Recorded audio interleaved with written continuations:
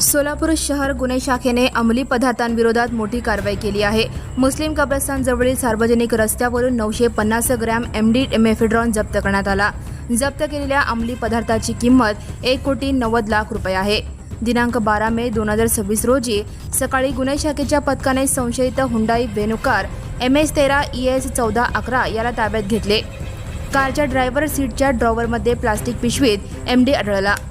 या प्रकरणी रिजवान शब्बीर खान वय 26 आणि साहिल सिकंदर पिरजादे वय 25 यांना अटक करण्यात आली आहे. दोघांना 4 दिवस पोलीस कोठडी सुनावण्यात आली. तिसरा आरोपी अफजल मुर्शद फरार असून त्याचा शोध घेतला जात आहे. या कारवाईत एकूण 2 कोटी रुपयांचा मुद्देमाल, अंमली पदार्थ व कार जप्त करण्यात आला. माननीय पोलीस आयुक्त M राजकुमार यांच्या मार्गदर्शनाखाली वरिष्ठ पोलीस निरीक्षक अरविंद माने व सहाय्यक पोलीस निरीक्षक दत्तात्रय काळे यांच्या पथकाने ही यशस्वी कारवाई केली. आज सकाळी 6 वाजताच्या सुमारास सोलापूर शहर हद्दी मध्ये DCP क्राईम, ACP क्राईम आणि PI क्राईम याच्या मार्गदर्शनाखाली एक मोठी MD याची कारवाई झाली आहे. त्याच्यात 950 ग्राम MD आपल्याला मिळून आला आहे, ज्याची किंमत 1,90,00,000 रुपये आहे.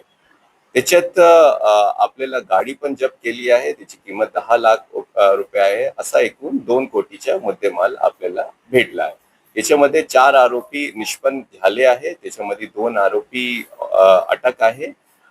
पुढील 2 आरोपीसाठी शोध आणि तपास चालू आहे. धन्यवाद. Now and press the bell icon. Never miss a